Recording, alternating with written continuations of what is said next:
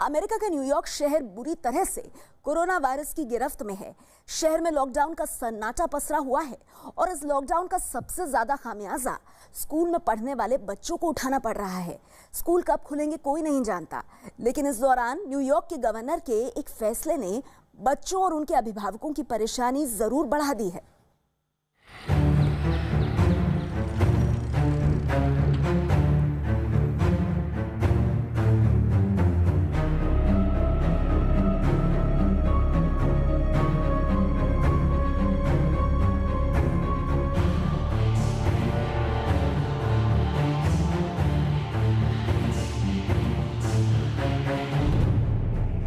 Corona virus की दहशत से न्यूयॉर्क में बंद हुए स्कूल।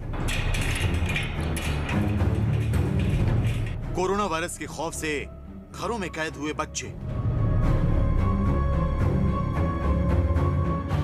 कोरोना वायरस ने बदल दी स्कूल कॉलेज की तस्वीर। ऑनलाइन पढ़ने के लिए मजबूर बच्चे।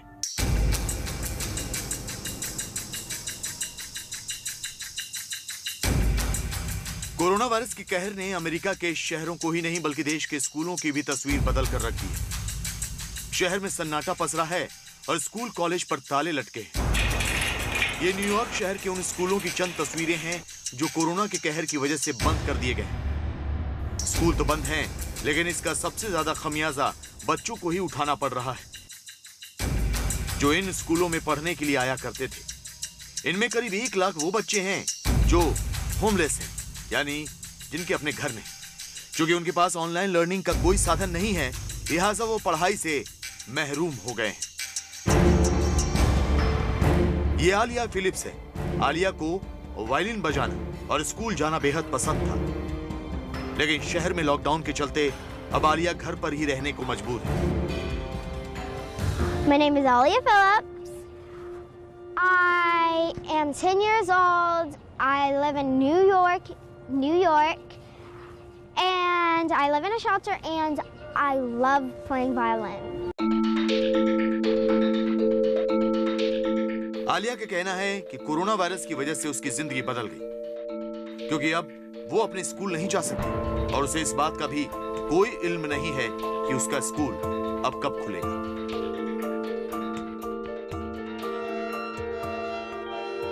It's changed my life because now we don't get to go in school.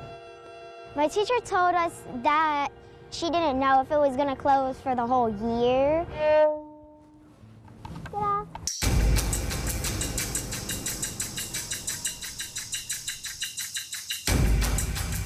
Alia की मां के मुताबिक उसकी सबसे बड़ी परेशानी आलिया की पढ़ाई ही है, क्योंकि जिस शेल्टर होम में वो और आलिया रह रही हैं, वहां इंटरनेट नहीं है, लिहाजा आलिया अपनी पढ़ाई नहीं कर पा रही। I got contacted by her school to go pick up her iPad device. Her iPad does not have internet. The shelter that we're in, they do not allow internet. लेकिन ये परेशानी सिर्फ आलिया या उसकी मां को नहीं उठानी पड़ रही। जी हे ली एक नौकरी पेशा महिला है, लेकिन लॉकडाउन के दौरान उन्हें अपनी नौकरी पर जाना और साथ ही घर पर बच्चों को पढ़ाने में खासी दिक्कतों का सामना करना पड़ रहा है।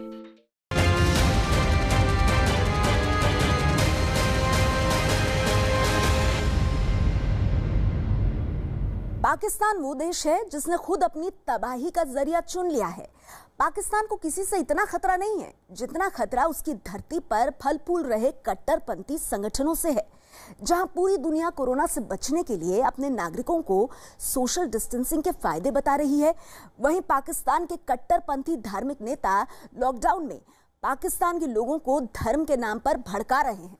ये नेता ऐलान कर रहे हैं कि वो सरकार के लॉकडाउन को नहीं मानते और मस्जिदों में नमाज पढ़ने पर पाबंदी नहीं लगने देंगे, और अगर ऐसा हुआ तो पाकिस्तान को कोरोना के कहर से दुनिया की कोई ताकत बचा नहीं पाएगी।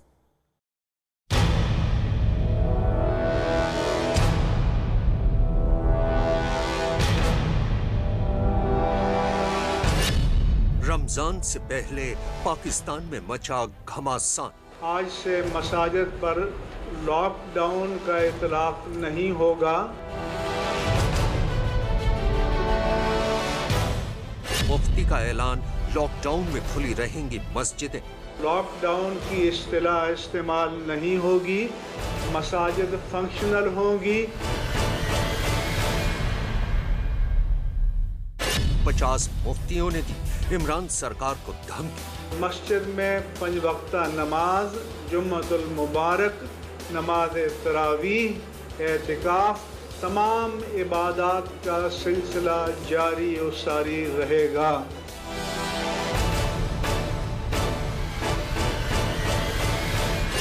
कोरोना काल में कट्टरपंथियों के गुलाम इमरान। कट्टरपंथ के वायरस से मरेगा पाकिस्तान। इमरान खान पाकिस्तान की सेना के चुने हुए वजीर आजम हैं। ये सच पूरी दुनिया जानती है। इमरान खान पाकिस्तान में पनप रहे आतंक के आकाओं पर लगाम लगाने की कुव्वत नहीं रखते, ये बात भी पूरी दुनिया जानती है। लेकिन इमरान खान को पाकिस्तान के कट्टरपंथी किस तरह खुलेआम धमकियां दे रहे हैं, इसकी एक मिसाल आज हम आपको दिखाते हैं। प्रेस कॉन्फ्रेंस के दौरान बोल रहा ये शख्स पाकिस्तान की रूहते हिलाल कमेटी का चेयरमैन मुफ्ती मुनीब उर रहमान है। और मुफ्ती मुनीब खुलेआम पाकिस्तान में चल रहे लॉकडाउन की धज्जियां उड़ाते हुए पाकिस्तान के प्रधानमंत्री को क्या धमकी दे रहे हैं, आप खुद ही सुन लीजिए। अब भी एक इमाम हमारा जेल में है और हुक्मरान वादा एक करते हैं, अमल और होता है, तो हम उनको मुतनब्बे करते हैं कि उस इमाम को अव्वलीन वक्त में, अव्वलीन फुर्सत में आज़ाद कर दिया जाए। पाकिस्तान में भी पूरी दुनिया की तरह कोरोना के कहर से बचने के लिए लॉकडाउन लागू किया गया है। लेकिन पाकिस्तान के एक मुफ्ती ने सरेआम पाकिस्तान सरकार के आदेश को नजरअंदाज कर पहले तो एक प्रेस कॉन्फ्रेंस आयोजित की और फिर वहां से पाकिस्तान सरकार को एक फरमान भी सुना दिया। फरमान लॉकडाउन के दौरान भी मस्जिदों को खुला रखने का, और इस फरमान के पीछे मुफ्ती मुनीब की अपनी ही दलील है। इमाम का काम लोगों को मस्जिद से रोकना नहीं होता, इमाम का काम आने वालों को नमाज पढ़ाना होता है। इमाम अब भी नमाज पढ़ाएंगे, इंतजामिया अब भी मसाजिद को मैनेज करेगी। मुफ्ती साहब की जुबान से जो अल्फाज आपने अभी सुने हैं, वो पाकिस्तान की उस हकीकत को भी दिखा रहे हैं कि कैसे पाकिस्तान के कट्टरपंथी पाकिस्तान की सरकार को धमका सकते हैं। मतलब साफ है कि पाकिस्तान के कट्टरपंथी पाकिस्तान में इतनी कुव्वत रखते हैं कि वो जब चाहे तब पाकिस्तान सरकार के कायदे कानून को तोड़कर अपने नए फरमान जारी कर दें। सिर्फ पाकिस्तान में मौलाना माहौल बिगाड़ने में जुटे हुए हैं और कोरोना वायरस मरीजों की गिनती बढ़ती ही जा रही है। लेकिन इस संकट में भी पाकिस्तान आतंकवाद फैलाने से बाज नहीं आ रहा है। कोरोना के संकट में पाकिस्तान सरकार की पोल खुल गई और ये पोल खुली जैश के एक आतंकी के फोन कॉल से। कोरोना से पाकिस्तान में पलने वाले आतंकी भी संक्रमित होने लगे हैं। लेकिन हैरत की बात यह है कि पाकिस्तान की सरकार अब अपने ही पाले हुए आतंकियों तक का इलाज नहीं करा रही है।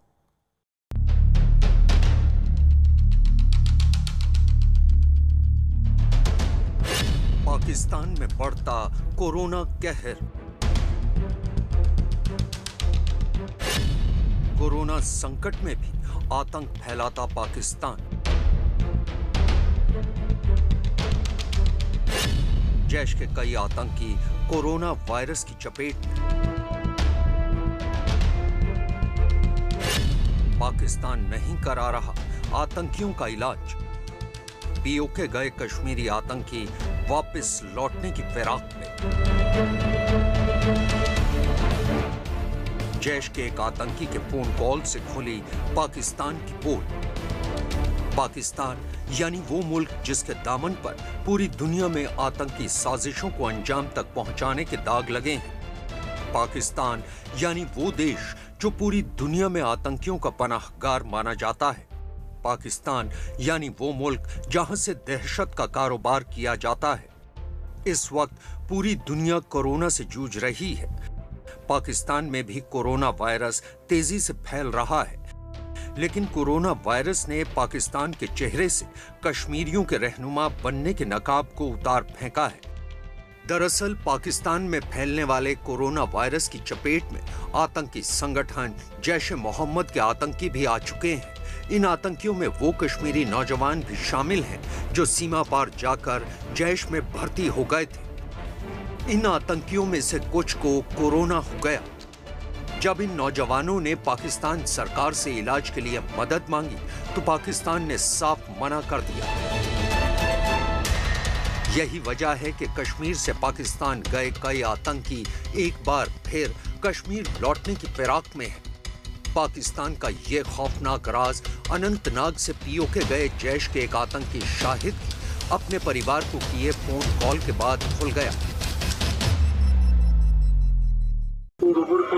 ठीक सेहत ठीक बाकी सारी ठीक क्या दलील अबू वो ठीक है मैं पान ठीक है अलबत्ता मे सदी 5-6 सदी बेमारी सह फैलियाम ये कोरोना वायरस बेमारी यह लारियाम वो करान ये ज्यादा ज्यादा कोशिश कि बेमार वाले सदी सन कोशिश जल्दी जल्दी गोबरा तो मे यमो तुंद खतर कहें इंतजाम थोमुत अति वो ये खुदाए हाफिज ये कह इंतजाम मे दवो का इंतजाम मे खेन चेन का इंतजाम सिर्फ करान हम सिर्फ हथियार अमनेशन युत दिया।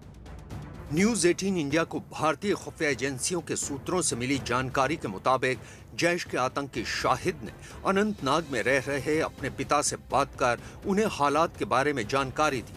पिता के साथ बात करते हुए शाहिद ये कह रहा है कि उसकी तबीयत इतनी बिगड़ चुकी है कि शायद ये उसका आखिरी कॉल होगा।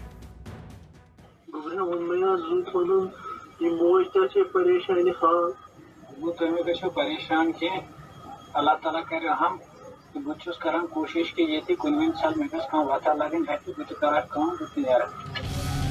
शाहिद की फोन कॉल डिटेल्स के मुताबिक जैश के ठिकाने पर मौजूद तमाम लड़कों ने कोरोना का इलाज कराने के लिए पाकिस्तान सरकार के कई अधिकारियों को संदेश भी भिजवाया था, लेकिन पाकिस्तान सरकार ने उनकी बात को अनसुना कर दिया। बकौल शाहिद उसके साथ मौजूद जैश के सभी आतंकी काफी डरे हुए हैं और किसी भी तरह कश्मीर में दाखिल होने की फिराक में हैं।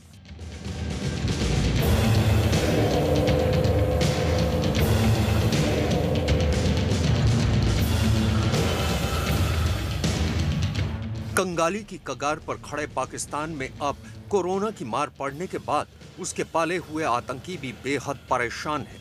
कोरोना महामारी ने उनकी जिंदगी में भी उथल पुथल मचा दी है। पाकिस्तान ने वक्त रहते ना तो कोरोना वायरस के खतरे को समझा और ना ही इस वायरस से लड़ने का कोई प्लान तैयार किया। लिहाजा अब उसके चेहरे पर चढ़ा कश्मीरियों के रहनुमा का नकाब भी भटके हुए नौजवानों के सामने उतरने लगा है।